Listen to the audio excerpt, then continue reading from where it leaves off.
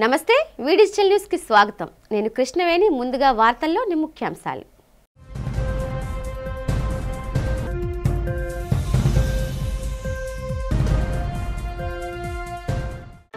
Vijayawada Mallapalli model industry park లో Ashok Leyland plant ను ప్రారంభించిన రాష్ట్ర ఐటీ శాఖ మంత్రి నారా లోకేష్ చంద్రబాబు పాలనలో రాష్ట్రం బ్రాండ్ ఆంధ్రప్రదేశ్ గా మారుతుందని ప్రశంస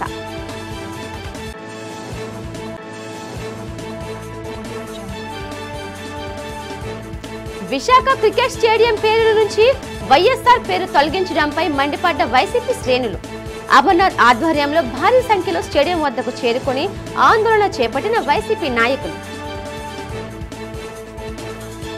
సింహాచలం శ్రీ వరాహ లక్ష్మీ నరసింహస్వామి వారిని దర్శించుకున్న ఆంధ్రప్రదేశ్ టిట్కో చైర్మన్ వేములపాటి అజయ్ కుమార్ ఆలయ మర్యాదలతో స్వాగతం పలికి స్వామివారి దర్శన భాగ్యం కల్పించిన ఆలయ అర్చకులు కూటమి ప్రభుత్వం నిరుపేదలకు ఇచ్చిన ఇళ్ల స్థలాల కేటాయింపు హామీ వైఫల్యం చెందడంపై ఆగ్రహం వ్యక్తం చేసిన సిపిఐ నాయకుడు సత్యనారాయణమూర్తి. ఇప్పుడు వివరాలు చూద్దాం.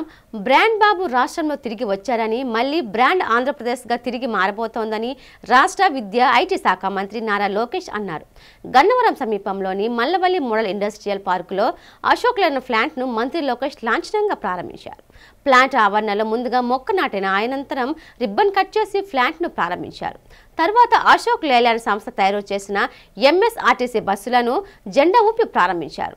ఈ సందర్భంగా అక్కడ ఏర్పాటు చేసిన సభలో మంత్రి లోకేష్ మాట్లాడుతూ ఇటీవల తాను ఢిల్లీలో ఒక ప్రముఖ ఛానల్ చాట్ కోసం వెళ్లానని అక్కడ ఒక సీనియర్ జర్నలిస్ట్ కు తను తమిళనాడుకు చెన్నై, కర్ణాటకకు బెంగళూరు, తెలంగాణకు హైదరాబాద్ ఉన్నాయని మరి ఏపీకి ఏముందని ప్రశ్నించారన్నారు.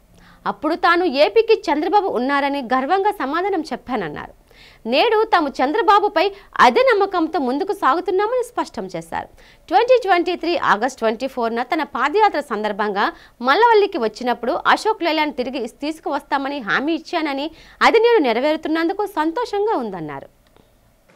As ministers, before we go to the market and attract new investments, it was very important for us to convince existing investors in a state that Andhra Pradesh means and Andhra Pradesh is ready to do business.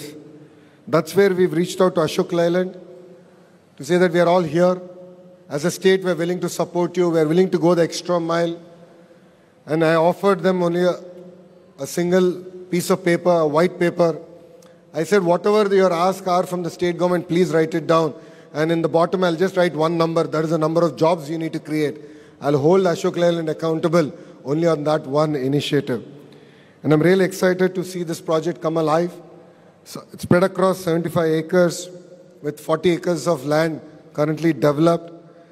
This facility in phase 1 aims to manufacture 2,400 buses annually and has a potential to go up to close to 4,000 plus buses manufactured here. What excites me is to see young workers here who are from our state, who are from different states. It really is a goosebumps moment for me. Phase 1, 600 jobs will get created, and I'm sure with Dwarka Tirmal sir's push, definitely phase 2 production will also start here, and together we'll create close to 2,000 jobs here in this facility of Ashok Leland. Jobs here doesn't just mean economic activity. For us, it means liberation. It's about pulling families out of the cycle of poverty, and that's the singular focus with which this government wants to work with. Ashok Leland will truly transform the local ecosystem. Visakha అంతర్జాతీయ cricket స్టేడియంకు ఉన్న doctor YS Rajasekhara Reddy పేరు తొలగించేందుకు చేసిన కుట్రను ఎట్టి పరిస్థితులను సహించేది లేదని వైఎస్ఆర్సీపీ జిల్లా అధ్యక్షుడు మాజీ మంత్రి గుడివాడ అమర్నాథ్ హెచ్చరించారు. పిఎం పాలెంలోని అంతర్జాతీయ క్రికెట్ స్టేడియం వద్ద వైఎస్ఆర్ పేరును తొలగించే యత్నాలకు వ్యతిరేకంగా వైఎస్ఆర్సీపీ ఆధ్వర్యంలో పెద్ద ఎత్తున నిరసన చేపట్టారు. ఈ సందర్భంగా మీడియాతో మంత్రి అమర్నాథ్ మాట్లాడుతూ వైఎస్ఆర్ పేరును తొలగించాలన్న కూటమి ప్రభుత్వ దుర్మార్గపు ఆలోచనలను సాగనివ్వమని స్పష్టం చేశారు. మహానేత వైఎస్ఆర్ ఆనవాళ్లను తుడిచేయాలని సీఎం చంద్రబాబు అనుకోవడం ఆయన అవివేకానికి నిదర్శనమని మండిపడ్డారు. ఉమ్మడి ఆంధ్రప్రదేశ్లో 2 సార్లు సీఎంగా పనిచేసిన స్వర్గీయ వైఎస్ రాజశేఖర రెడ్డి సేవలకు గుర్తుగా పిఎం పాలెంలోని అంతర్జాతీయ క్రికెట్ స్టేడియంకు ఆయన పేరును పెడుతూ 2009లో Andhra cricket association governing body నిర్ణయం తీసుకుందన్నారు. ఈ మేరకు గత 16 సంవత్సరాలుగా డాక్టర్ వైఎస్ రాజశేఖర రెడ్డి అంతర్జాతీయ క్రికెట్ స్టేడియం గానీ ఇక్కడ అనేక అంతర్జాతీయ జాతీయ క్రికెట్ మ్యాచ్లు జరిగాయని గుర్తు చేశారు. విశాఖపట్నంలో ఉన్నటువంటి ఇంటర్నేషనల్ అంతర్జాతీయ cricket stadium doctor YS Rajasekhara Reddy గారి పేరిట ఉన్నటువంటి ఆంధ్ర క్రికెట్ అసోసియేషన్ అలాగే వీడీసీఏ సంయుక్తంగా బీసీసీఐ ఆధ్వర్యంలో నిర్మించినటువంటి విశాఖపట్నం ఇంటర్నేషనల్ స్టేడియంకి 2009 సంవత్సరంలో ఆ రోజు రెండోసారి ముఖ్యమంత్రిగా రాజశేఖర రెడ్డి గారు హఠాత్తుగా మరణించినటువంటి తరుణంలో ఆ రోజు ఉన్నటువంటి ఆంధ్ర క్రికెట్ అసోసియేషన్ కమిటీ కానీ లేదా గవర్నింగ్ బాడీ కానీ ఆ రోజు ముఖ్యమంత్రిగా ఉన్నటువంటి రాజశేఖర రెడ్డి గారి మరణాన్ని అప్పటికే విశాఖపట్నానికి ఆంధ్రప్రదేశ్ రాష్ట్రానికి వారు చేసిన ఉమ్మడి ఆంధ్రప్రదేశ్ రాష్ట్రానికి వారు చేసినటువంటి సేవల్ని గుర్తించి వారి పేరుని పోతినమల్లైపాలెంలో ఉన్నటువంటి ఇంటర్నేషనల్ స్టేడియంకి పెట్టాలని చెప్పి తీర్మానం చేసి దాదాపు 16 సంవత్సరాలుగా విశాఖపట్నంలో ఉన్నటువంటి ఇంటర్నేషనల్ స్టేడియంకి రాజశేఖర రెడ్డి గారి పేరుని పెట్టడం అది కొనసాగించడం కూడా చూసాం. అనేక సంవత్సరాలుగా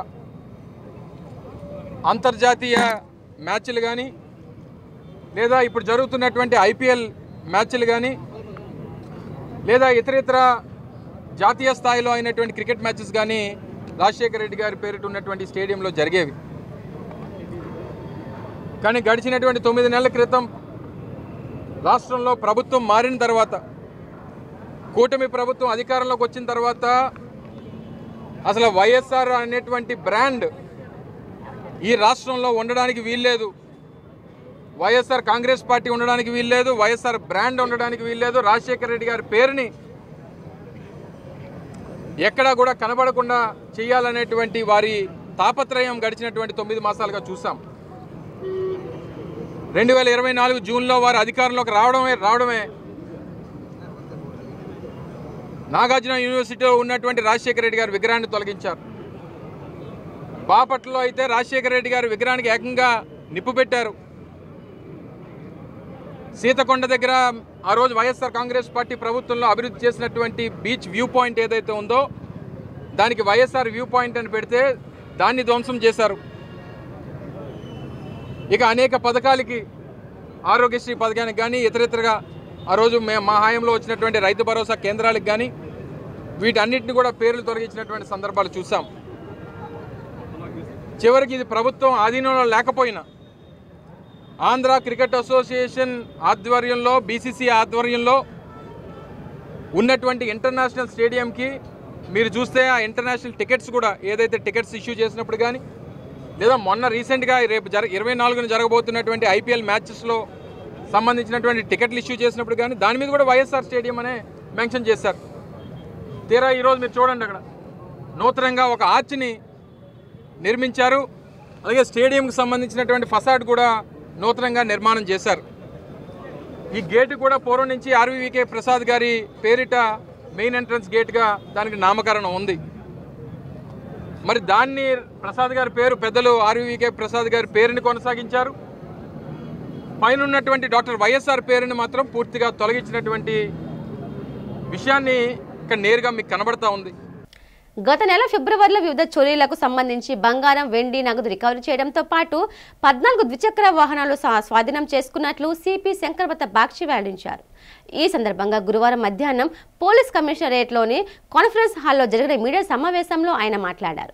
పెందుర్తి పరిధిలో 70,500 రూపాయలు, 18 గ్రాముల బంగారం, 135 గ్రాముల వెండి స్వాధీనం చేసుకున్నామన్నారు. అలాగే గోపాలపట్నం పరిధిలోని 17,840 రూపాయల నగదు, 940 గ్రాముల వెండి, ఆరిలోవలో 73,000 నగదు, 31 తులాల బంగారం, 1 కేజీ వెండి క్రైమ్ పోలీసులు స్వాధీనం చేసుకున్నారని స్పష్టం చేశారు. అదేవిధంగా ఎంఆర్పేట, పిఎం పాలెం, భీమిలి పరిధిలో నగదు, బంగారం, వెండి స్వాధీనం చేసుకున్నట్లు స్పష్టం చేశారు. అంతేకాక 3 town police Dwaraka police station పరిధిలో ఒక ల్యాప్టాప్ 3 మొబైల్ ఫోన్స్ స్వాధీనం చేసుకున్నట్లు తెలిపారు. రికవరీ చేసిన మొబైల్ ఫోన్స్ 445 అని, వీటి విలువ 45 లక్షల రూపాయలు ఉంటుందని సిపి తెలిపారు.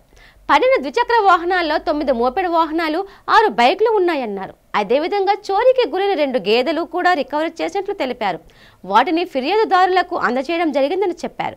ఈ కార్యక్రమంలో డీసీపీలు, ఏడీసీపీలు, ఏసీపీలు తదితరులు పాల్గొన్నారు.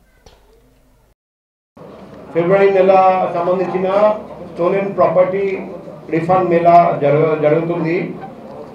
ఈ లాస్ట్ 1 మంత్లో మొత్తం 73 కేసు డిటెక్ట్ చేయడము, 113 అఫెండర్స్ని పట్టుకొని రావడము, బంగారము 6 kg 60.655 grams, వెండి 2008.3 grams, cash 2,73,575, motor cycle 14, mobile phone 419, laptop 2, గేదెలు 2, lorry batteries 3, centering sheets 57. Total property విలువ 93,21,435. సో ఇది లాస్ట్ మంత్ కంటే చూస్తే లాస్ట్ మంత్లో 92 లక్షలు, ఈ మంత్ చూస్తే 93 లక్షలు దాటిపోయింది. సో ప్రతి నెల క్రైమ్ వింగ్ లాస్ట్ మంత్ కంటే బెటర్ చేస్తున్నారండి. అందుకే నేను crime wing led by DCP madam, ADCP crimes, ACB crimes and all crime inspectors, sub inspectors. అర్హులైన పేదలకు ఇళ్ల స్థలాలు కేటాయింపులో రాష్ట్రంలోని కుటుంబ ప్రభుత్వం వైఫల్యం చెందిందని సిపిఐ రాష్ట్ర సహాయ కార్యదర్శి జేవి సత్యనారాయణమూర్తి ఆరోపించారు. అర్హులైన పేదలందరికీ ఇళ్ల స్థలాలు ఇవ్వాలని సిపిఐ ఆధ్వర్యంలో పేదల నుంచి సేకరించిన దరఖాస్తులను పెద్దగంటియాడ సాధిస్తార్కు అందించారు.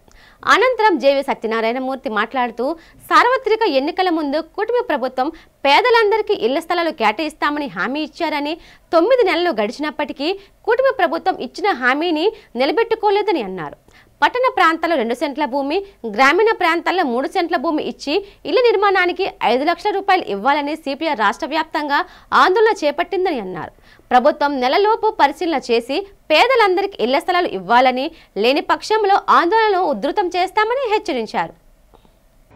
ఇల్లు లేనటువంటి అర్హులైనటువంటి ప్రజలందరికీ కూడా 2 సెంట్ల భూమి ఇచ్చి 4 లక్షలు కూడా మేము మంజూరు చేసి వాళ్ళకి సొంత ఇల్లు నిర్మిస్తామని చెప్పని ఎన్నికల్లో హామీ ఇచ్చాం.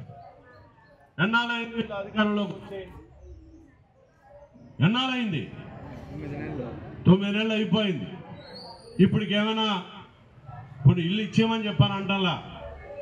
ఏ ఇంటికైనా వచ్చే అధికారులు అమ్మా ఈ ఇంట్లో ఎంతమంది నివాసం ఉంటున్నారు, ఇందులో ఇల్లు లేనటువంటి కుటుంబాలు ఎన్ని ఉన్నాయి, అడ్డుకున్నటువంటి వాళ్ళు ఎంతమంది ఉన్నారన్నది ఏమైనా పరిశీలన చేశారా?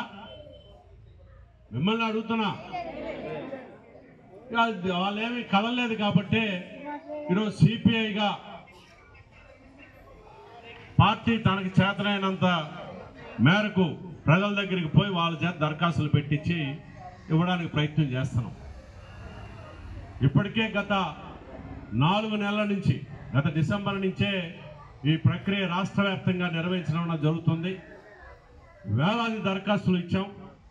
మన నగరంలో కూడా రూరల్ తహసీల్దార్ కార్యాలయం, అర్బన్ తహసీల్దార్ కార్యాలయం, అదేవిధంగా పెందుర్తి, ములగాడ తహసీల్దార్ కార్యాలయాల దగ్గర అర్హులైనటువంటి పేదలతోని కొన్ని చోట్లయితే వేలాది మంది వచ్చారు.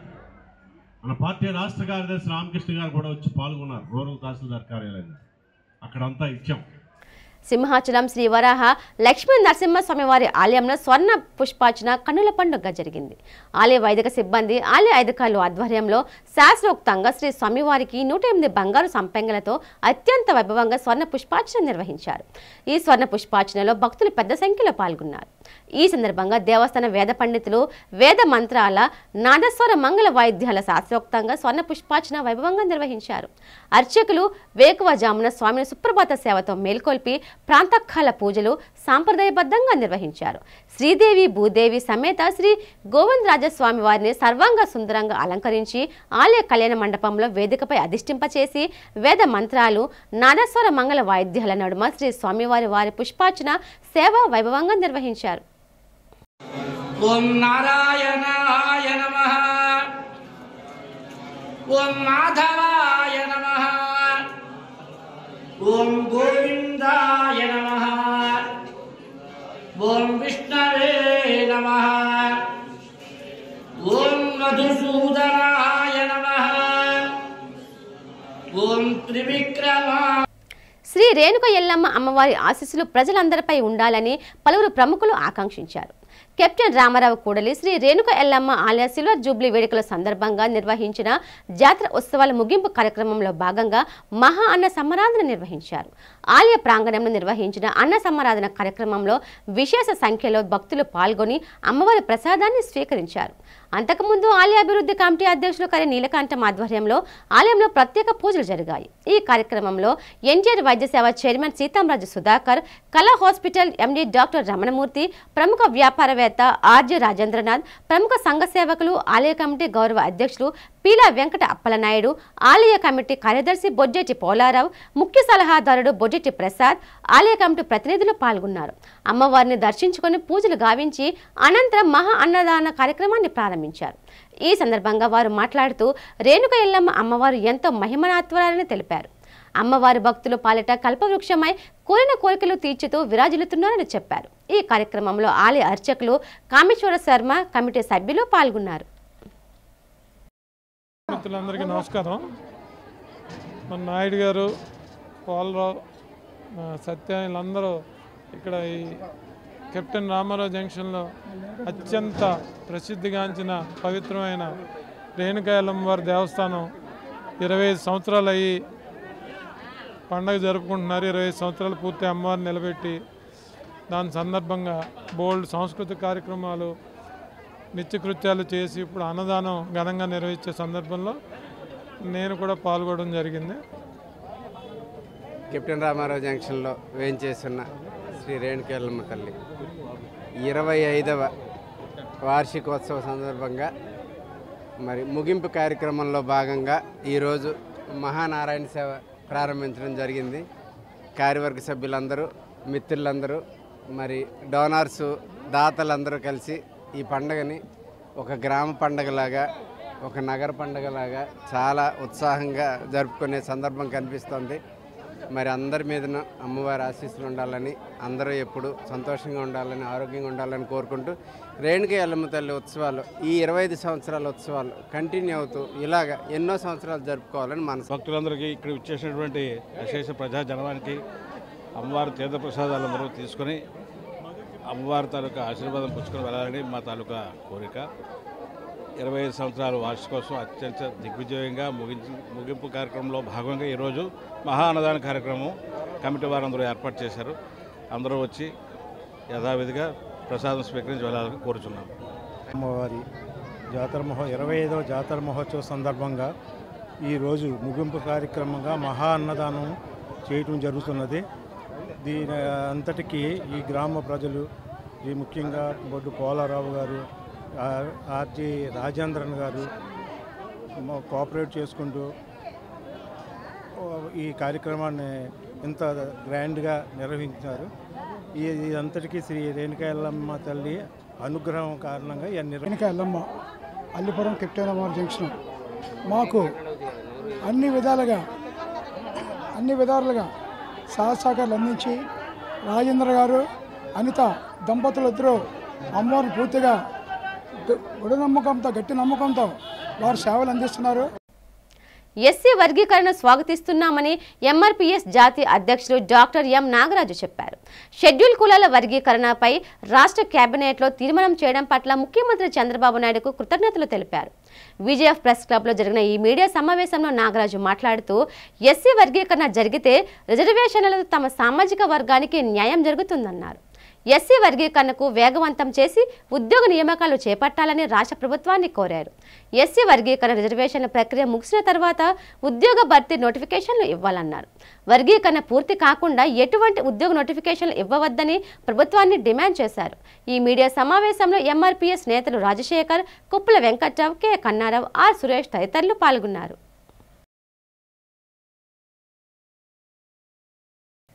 పర్యావరణ సమతుల్యత దెబ్బతినకుండా పరిరక్షించుకోవాల్సిన బాధ్యత మన అందరిపై ఉందని ఏయూ ఇంగ్లీష్ మీడియం పాఠశాల ప్రిన్సిపాల్ సలోమి అన్నారు.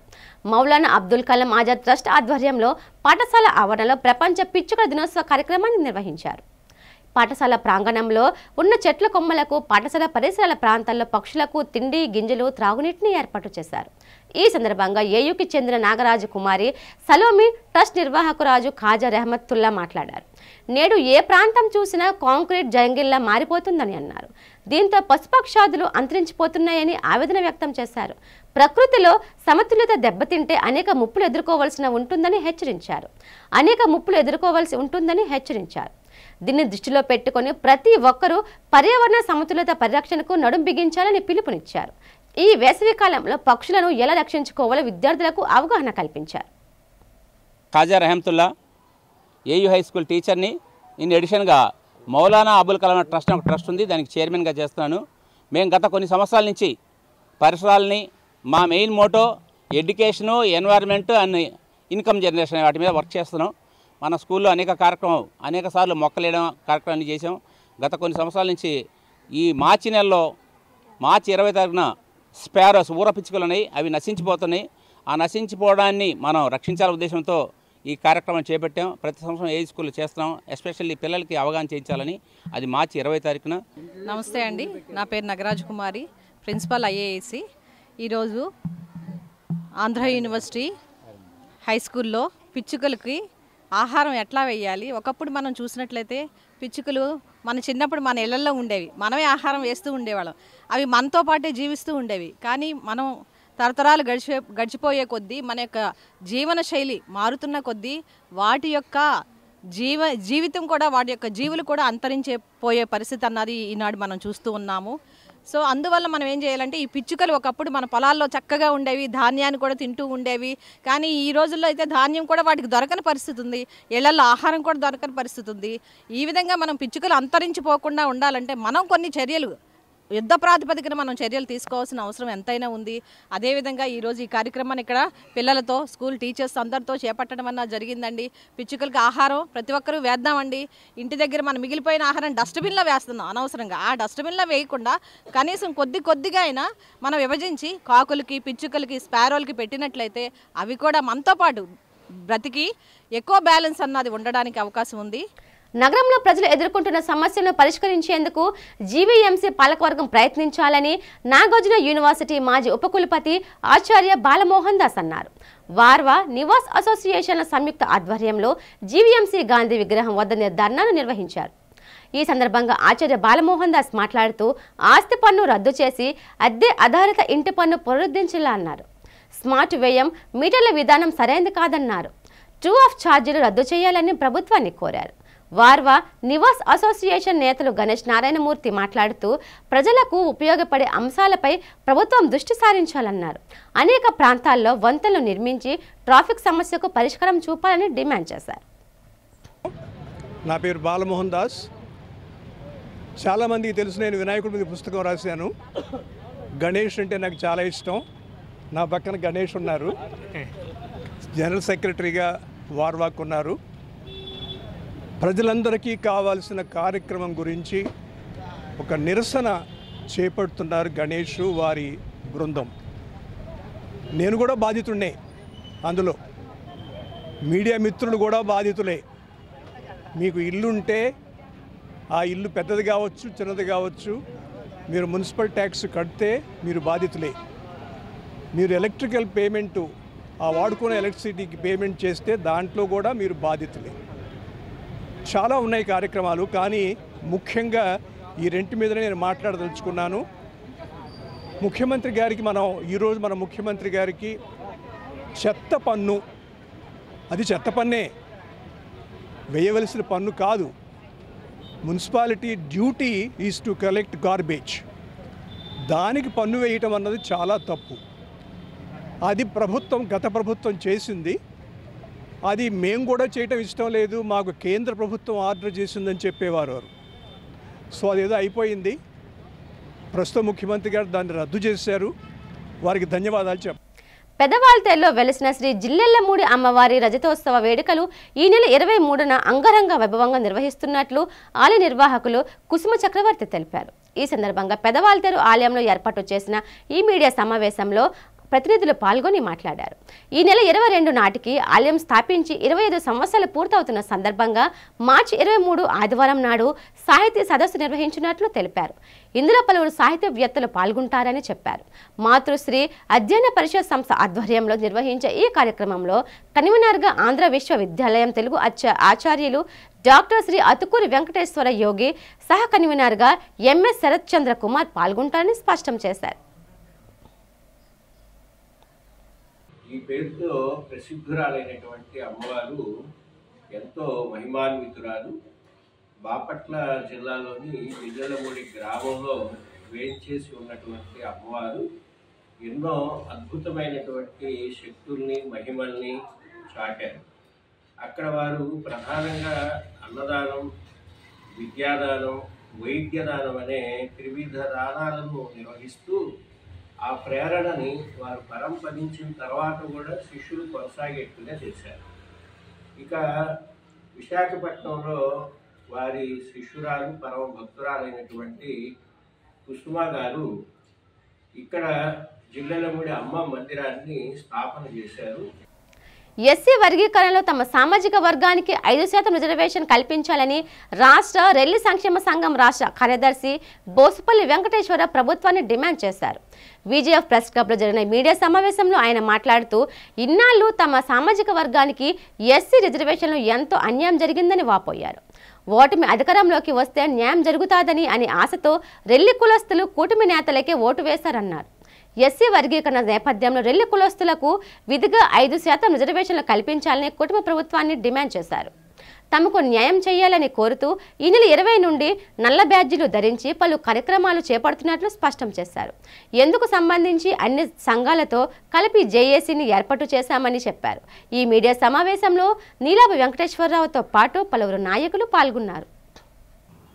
70 సంవత్సరాలుగా పార్లమెంట్లో చేసినటువంటి చట్టాలు ఏదైతే ఉన్నాయో ఆ చట్టాలు 2 కులాలు ప్రభావితం చేస్తున్నాయని, ఈ 70 సంవత్సరాలు కూడా మాకు ఏ రకమైనటువంటి ప్రభుత్వాలు ప్రవేశపెట్టినటువంటి అవకాశాలలో విద్యా, ఉద్యోగ, ఉపాధి, రాజకీయ రంగాలలో కూడా మాకు ఏ విధమైనటువంటి ప్రాతినిధ్యం కల్పించలేదని ఈ యొక్క ప్రభుత్వానికి మేము తెలియజేస్తూ ఉన్నాం. మమ్మల్ని ఏ పార్టీ అంటే ఈ కూటమి ప్రభుత్వంలో తెలుగుదేశం పార్టీ కానీ, జనసేన పార్టీ కానీ, బీజేపీ పార్టీ వారు కానీ మా గురించి ఆలోచన చేయలేదు. ఎందుకు చెప్తున్నామంటే ఈ విషయం 20 లక్షల పైబడి మా రెల్లి జాతి ఈ ఆంధ్ర రాష్ట్రంలో బ్రతుకుతూ ఉన్నాము. మా కులస్తులు ఒక టీ కొట్టుకు వెళ్తే టీ ఇవ్వరు, ఒక ఏరియాకి వెళ్తే రానివ్వరు. అసలు ఏమీ లేని దుర్భర స్థితిలో 195% రెల్లీలు వెనకబడే ఉన్నారు తప్ప ఇంతవరకు ఇంప్లిమెంట్ కాలేదు. ఏపీ టిట్కో చైర్మన్ వేములపాటి అజయ్ కుమార్ సింహాచలం శ్రీ వరాహ లక్ష్మీ నరసింహస్వామి వారిని దర్శించుకున్నారు. వీరికి ఆలయ కార్యనిర్వహణ అధికారి ఎస్ ఆనంద్ కుమార్ స్వాగతం పలికి ముందుగా కప్పస్తంభం ఆలింగనం చేయించి తదుపరి స్వామివారి దర్శన భాగ్యం కల్పించారు. అనంతరం వేద పండితులచే వేద ఆశీర్వాదనం ఇచ్చి స్వామివారి శేష వస్త్రంతో సత్కరించి స్వామివారి చిత్రపటం ప్రసాదాలు అందజేశారు. వీరితో సీనియర్ సహాయకులు సూర్యనారాయణ, ప్రోటోకాల్ సిబ్బంది తదితరులు పాల్గొన్నారు.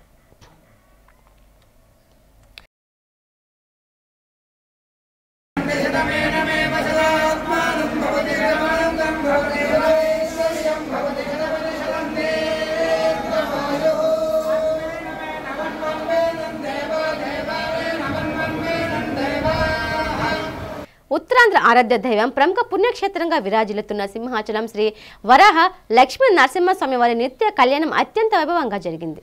అజిత సేవల్లో భాగంగా అర్చక స్వాములు ఉత్సవమూర్తిని గోవిందరాజస్వామిని ఉభయ దేవరులతో మండపంలో అధిష్టింపచేశారు.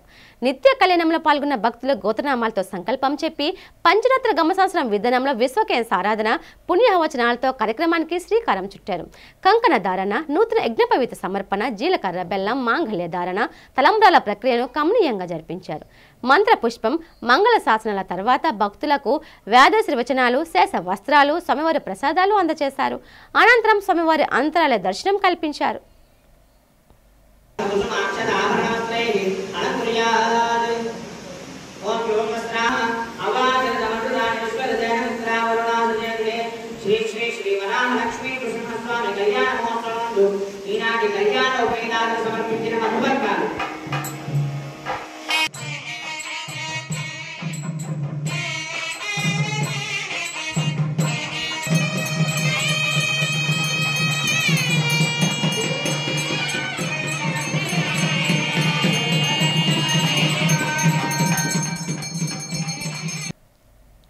వార్తలు ముగించే ముందు ముఖ్యాంశాలు మరోసారి.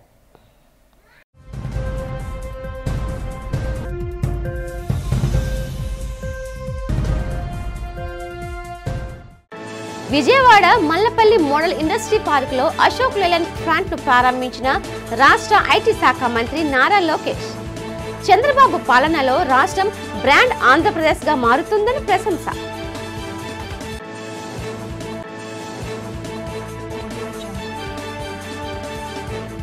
విశాఖ క్రికెట్ స్టేడియం పేరు నుంచి వైఎస్ఆర్ పేరు తొలగించడంపై మండిపడ్డ వైసీపీ శ్రేణులు. అమర్నాథ్ ఆధ్వర్యంలో భారీ సంఖ్యలో స్టేడియం వద్దకు చేరుకుని ఆందోళన చేపట్టిన వైసీపీ నాయకులు. సింహాచలం శ్రీ వరాహ లక్ష్మీ నరసింహస్వామి వారిని దర్శించుకున్న ఆంధ్రప్రదేశ్ టిట్కో చైర్మన్ వేములపాటి అజయ్ కుమార్. ఆలయ మర్యాదలతో స్వాగతం పలికి స్వామివారి దర్శన భాగ్యం కల్పించిన ఆలయ అర్చకులు. కూటమి ప్రభుత్వం నిరుపేదలకు ఇచ్చిన ఇళ్ల స్థలాల కేటాయింపు హామీ వైఫల్యం చెందడంపై ఆగ్రహం వ్యక్తం చేసిన సిపిఐ నాయకుడు సత్యనారాయణమూర్తి.